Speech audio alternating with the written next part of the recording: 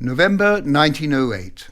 In the presence of Trieste's leading citizens, the new San Giovanni Asylum is inaugurated. 30 buildings, designed by architect Ludovico Braidotti in a 20-hectare park, with a theatre, a church, and even a small village for ergotherapy. 2 world wars, the cultural and practical failure of psychiatry, and severe overcrowding due to the post-war influx of Istrian refugees, result in a steady decline in conditions within the asylum.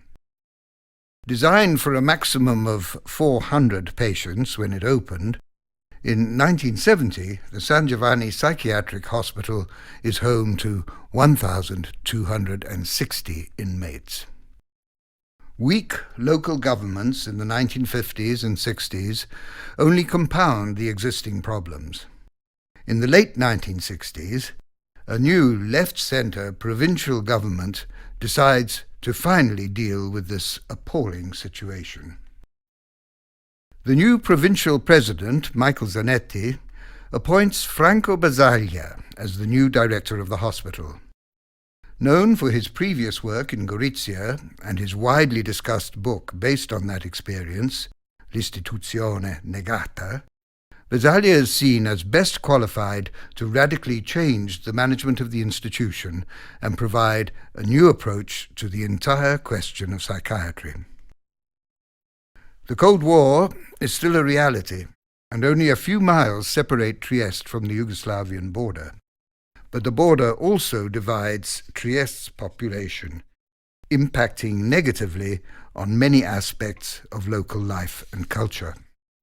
The provincial government gives Basaglia carte blanche, and from 1972 to 1978, with the help of numerous operators, he transforms the hospital.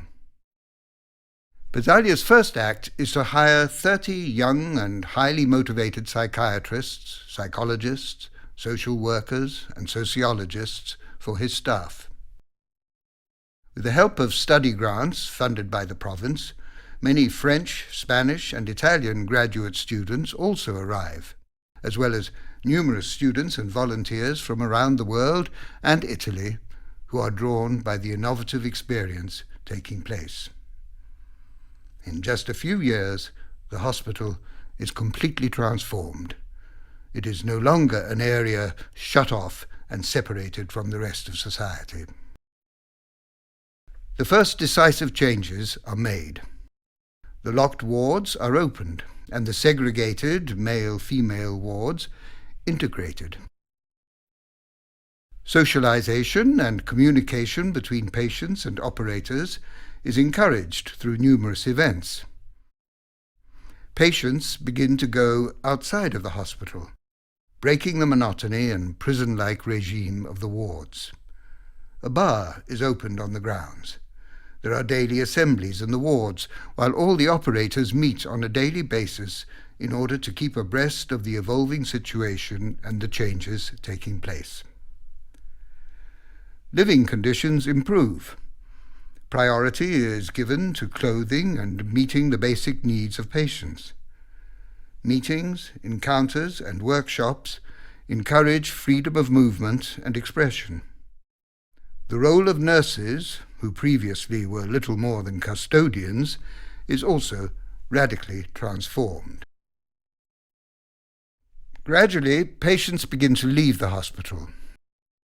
A 1968 law sanctions voluntary admissions, while patients who are ready for release but who cannot live on their own due to poverty or lack of family are formally released but permitted to remain as guests. The provisions of the 1904 psychiatric law, still in effect, which is based on a logic of control and reclusion, are gradually relaxed and circumvented. Patients slowly recover their physical freedom and civil rights. Citizenship, which was lost through internment, often permanently, is restored.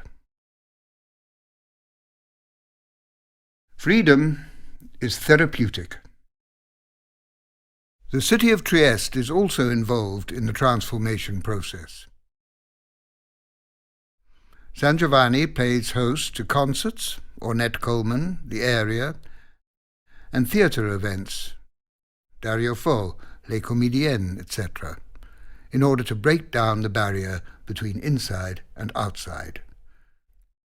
Vittorio Basaglia and Giuliano Scabbia form an extraordinary workshop which produces Marco Cavallo, a large papier-mâché horse that becomes a symbol for the liberation of all asylums. In the name of ergotherapy, patients had always worked in the hospital without pay, performing many tasks necessary to its functioning. But now a real co-op is formed, setting in motion the powerful mechanism of recognizing real work with real pay. The savings and other assets of patients are recovered, while financial grants provide the minimum autonomy required in order to live outside. New residential solutions are developed. Small group apartments assisted by nurses, and a return home for those who have families willing to accept them. User-run residences on the hospital grounds, and unassisted group homes where people can live simply. These and other measures lead to a drastic reduction in the number of inmates, undermining traditional asylum culture and the perception of its necessity. There is the growing awareness that the asylum is unable to respond to patients' needs and that alternatives must be created. While these alternatives are being developed, the focus is on the future.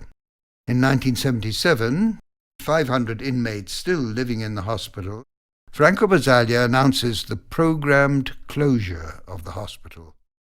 All efforts must now be directed towards this goal. Intellectuals and activists, including Jean-Paul Sartre, Michel Foucault, Félix Guattari, and Robert Castel, promote the experience in Trieste through their writings and public debates. In May 1978, the Italian Parliament approves Law 180. The law gives legal form and sanction to the experience in Trieste. No one may be interned in a psychiatric hospital in Italy, while those still in hospitals may remain until suitable alternatives are found. During this same period, 1976-77, the first mental health centres are established in Barcola, Auresina and Muggia. The centres begin to provide care for persons in their own neighbourhoods and homes outside of the hospital. In 1980, the provincial government prohibits new admissions into the hospital and recognises the new organisation which is already in place and consists of 5 mental health centres, open 24 hours, 7 days a week, and an emergency service in the general hospital as provided for by Law 180. The 5 24-hour mental health centres provide hospitality during periods of crisis, or for purposes of respite, etc., and also deliver outpatient and home services. Each mental health centre is responsible for the mental health of a specific territory within the province of Trieste. The co-ops continue to expand and develop. The first co-op, the United Workers Co-op, founded in 1973, is joined by an agricultural co-op, Il Posto delle Fragole, Confini, La Collina and La Piazzetta. The mental health centres, co-ops, group homes, family residences and workshops constitute a new service model which takes root and consolidates itself in the following years. 30 years later, this organizational model is still considered to be the best service model available. In 1979, Franco Basaglia leaves Trieste for Rome. The services in Trieste, directed by Franco Rotelli from 1980 to 1995, and then by Giuseppe Dell'Acqua, continue to reinforce, develop, and perfect this organizational model. In 1995, Franco Rotelli is appointed director of all healthcare services in the province of Trieste, subsequently serving as general manager of the local healthcare services agency from 1998 to 2001, and from 2004 to the present. There is thus an operational, philosophical and strategic continuity in public health care, which takes its departure from the specific area of psychiatry. During these decades of innovation and change, thousands of visitors come to Trieste to witness this experience firsthand. Due to its full and effective implementation of Law 180, Trieste becomes an example for other countries in Europe and elsewhere, proving that it is both possible and sustainable to shut down and work without psychiatric hospitals. During the 1990s, Trieste helps close down the Greek asylum on the island of Leros, following the widely publicized scandal regarding the inhuman conditions there. Trieste also participates in projects in Brazil, Argentina, the Dominican Republic, the Balkans, and in other regions of Italy. The international network created during the 1970s continues to grow and change, maintaining and strengthening ties between Trieste and Italy and the rest of the world. The multitude of specific concrete experiences generates a cultural tension which enables psychiatry to free itself from schemes which are biological, positivist, simplistic or reductive in nature. This ongoing effort calls into question not just asylums, but all total institutions, i.e., those institutions which assume total control of people's lives in conditions of separation, resulting in a sanction of social exclusion and separation from society as a whole for primarily weak and vulnerable persons. The lessons learned from transforming the asylum in Trieste can be applied to institutions for minors, prisons, nursing homes for the elderly, and totalitarian institutions in general. The Trieste experience, which continues today, questions the relations of power existing between physicians and patients, not only in psychiatry, where this power manifests itself in a more extreme and violent form, but in medicine in general. Another fundamental issue is the reintegration of social welfare with healthcare policies. When the individual is seen as a unique person with complex needs, which in many cases and for vast sectors of the population cannot find an adequate response in healthcare or social services alone, such integration becomes imperative. 1978, the National Healthcare Act, Italian Law 833, unites all healthcare services within a single entity.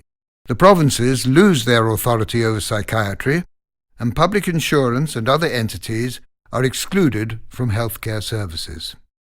Exclusive competency for healthcare services is transferred to local healthcare units, 1980, and then to local healthcare agencies, 1995.